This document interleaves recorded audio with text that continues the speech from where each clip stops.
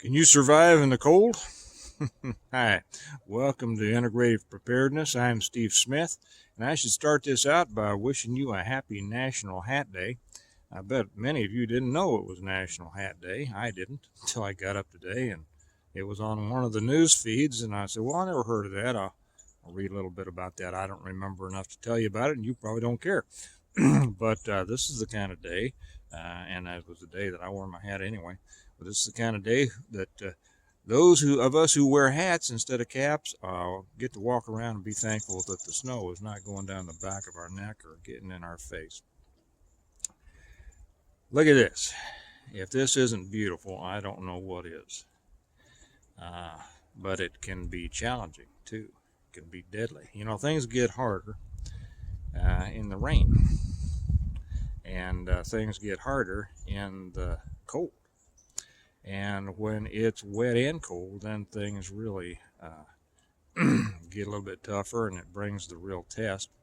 And a lot of people don't think enough about surviving in the cold, and that's what I want to talk about. You know, many of us have said that if there was going to be an EMP, the Big Daddy, or a CME, the worst time for it to happen would be in the wintertime, because even though they project a 90% die-off within the first 12 months in an effective area of an EMP or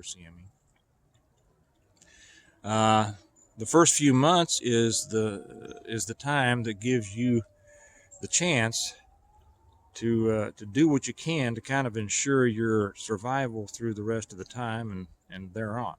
And certainly, if it was going to be an EMP attack by an enemy, I mean, if it was you, I'm sure you'd do the same as I, and I'd hit it in the wintertime. You know, the people aren't prepared, especially after the holidays. There's kind of a letdown. I'm not saying there's going to be an EMP attack. That's not what this is about. You know, it's not time for most of us to have a growing season. And even if it were, it takes months, you know, after you've planted to start getting the benefits of that. People are a little bit down. People's immune systems now are certainly down. And things just get tougher. So what do you want to think about? And I know that a lot of you out there are old hands at this. And I should interject here also. I just keep looking. If I'm looking off there, I'm looking at another part of the creek. I just love looking at flowing creeks in the snow, don't you? Hope you can see that behind me back there. And anyway, so I should welcome all of the new people here on the channel, and this is the perfect time to interject that I claim to have the smartest commenters in YouTube land. And so for the new people, especially after you get done watching this video, check that in the comments, because I'm sure that some of our people are going to have some really good advice for you that goes either supports or goes beyond what I'm going to tell you in this short little video. And for the person who occasionally jumps on here and says, for crying out loud, you talk for 3 or 4 minutes without even talking about anything, getting to the point. Well, that's because when I come on here, it's kind of like being with people that I like, and I like to visit and chat for a minute, and then I'll get to my point. And if you don't like it, well, I'm sure that you're already gone. And good for you. Go find something that you enjoy. Cold weather, you know, in the rule of threes, right behind the need for oxygen or air, is the need for proper clothing or shelter. You know, the old rule of threes says you can live for 3 hours in a life-threatening environment without proper shelter or clothing. You know, and clothing essentially is shelter in that regard. But shelter is what it's all about. It's all, we can last for a long time without food. We can last for a long time, pretty long time, without water. But when the environment itself is out to get you, you have a limited amount of time to deal with it. Now, most people don't live a lifestyle that has accustomed them to live in this on a daily basis. Most of us live in houses. Most of us live in cities and suburbs. Some people out in the country, but they live in houses too. And so that is your main defense, of course, against cold weather. Now, how do you maximize its ability to protect you? You have to be able to operate without those supporting public systems like electricity and gas. Whether it's natural gas or LP, no matter what kind of gas you run on, you have to be able to operate without that. I went through a couple of weeks. It was a long time ago, but we had a major ice and snowstorm in Kansas City, and gosh, this must have been 30 years ago. And I know there's plenty of people who've had it more recently. I'm just talking about mine. And I didn't live in the city at that time, but my family did. My mother and others lived in the city. So I drove, and my lights didn't go out, my power didn't go out. But I drove back to the city to kind of be there and take care of things. And and I remember we were out for quite a while. And I'm trying to think when it doesn't matter, but it was a matter of trying to convert a very large house into a situation to where we could live in it and survive in it with temperatures down close to zero, and we had some older people there at the time too. And so what we did, like most people would do, is block off one area of a room. It was a lower level. That was good. Lower level family room with a wood burning fireplace. Now, the problem is that a lot of people don't have wood burning rated fireplaces now. A lot of the houses, they have these decorative gas fireplaces. I have a couple of gas fireplaces, but one is rated to be able to burn wood, and that's one of the reasons that I have it. But we blocked it off, burned wood, and essentially cooked there and blanketed off that room, and everybody kind of stayed in that room for quite a while, and did all right. You can too, but it's going to be a lot easier if you're prepared for it. So what do you need to really be prepared to survive cold weather? Well, the first is, of course, your shelter, and you want to be able to have it running. If the gas goes out. And what that means is optional ways of cooking and heating. One idea that I thought was really neat, and I tried it, and I've heard people say that it doesn't work, but it does work, and that is the old flower pot heater. Have you seen that? The flower pots, you put the flower pots together and you put the candles underneath them, and it really gets those things going, and it heats up well. I won't show it here, but there's plenty of YouTube videos, and it works. I've used it and it works. I've also used candles in bricks. Maybe someday I'll show that, and then beer cans. I heated one of my gyms one time with beer bottles, and I'll explain about that someday. But that was using electricity, and we're talking about not having electricity. So you need a way to heat it. So block off a smaller area, and be able to heat with alternative methods. Have wood available. We got plenty of wood around here, but there's other ways to get wood too. And have a way to cook and dress warm, and you're going to be all right. If you can make it a week or two, you're going to be able to make it because you have gotten the basics down. And once it becomes a habit, you kind of get used to it. It's having the things available so that you're able to do that. A lot of people don't have, unless they're hikers or skiers or something like that, a lot of people just don't have the appropriate clothing. And really, that's where it all begins. I just bought, a matter of fact, I'm wearing them right today. I just bought a new pair of fleece-lined jeans. And this is the time of year that I tell people to start going out and looking at sales.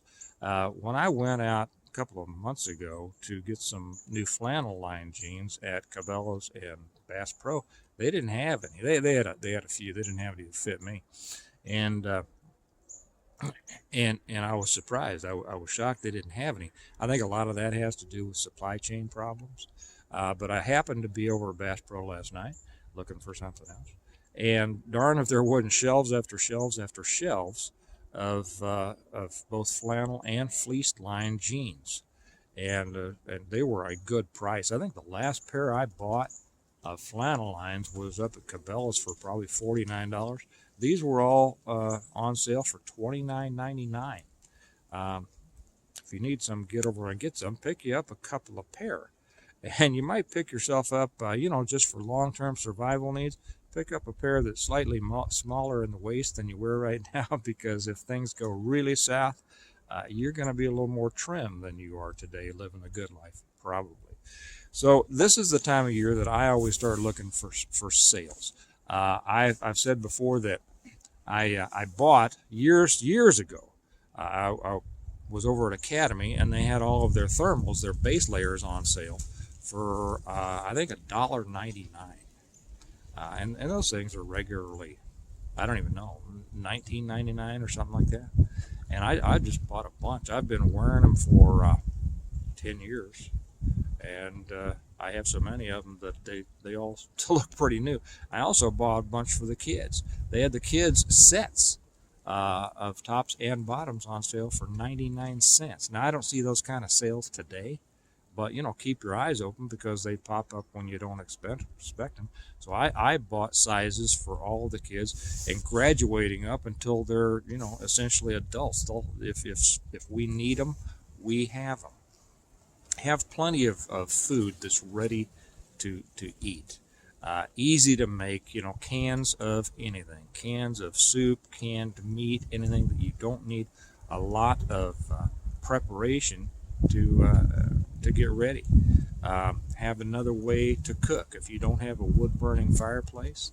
And really, cooking on a fireplace is kind of tough. It can be fun if you don't have to, but when you have to, it gets kind of old pretty quick.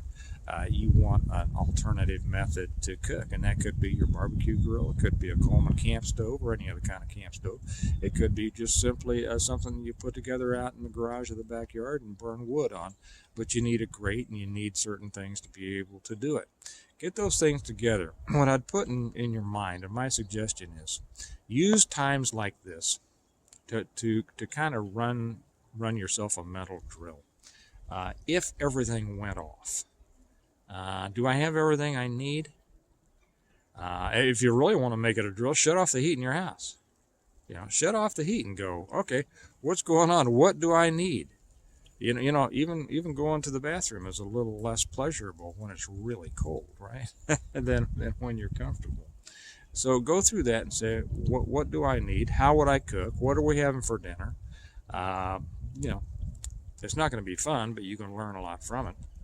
And then, kick that heat back on and go out and get the stuff you need.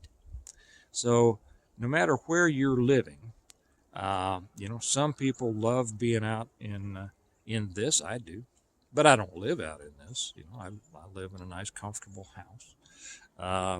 Some people are comfortable out here, and some people are not. But the truth is that whether it's a CME, an EMP, or simply a power problem like happens, your power provider goes down, whether you like it or not, you're going to have to live in it.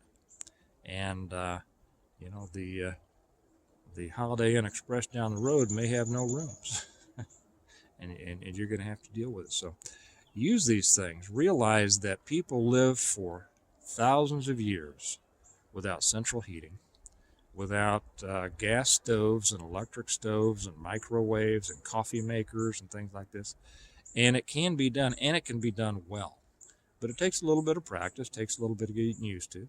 And the time to do it, of course, the best time to do it is when the weather's nice, right? Get those skills down when the weather's nice. Being able to go out there and put together a fire real quick and make a cup of coffee or a can of soup, or cook something on your iron skillet. But if you haven't done it then, why not go out and take a crack at it now, just to see, I was going to say just to see if you can do it. You can do it. It's just going to be a matter of how difficult it is to do it. And like anything else, that comes down to how much practice you've had and how much thought you've put into it and the equipment that you've got. So anyway, I'm going to go ahead and spend a little bit more time out here and then head back to the house. And taking a couple of pictures down here for new new front cards for the videos, and I think Aiden and I are going to work a little bit this afternoon on new front cards and back cards for the channel. And I should say also, I should have said this earlier, that for those of you who are interested in more of the political stuff, remember that the other channel, American Reversion, we put stuff up there. I'll be putting more up this afternoon.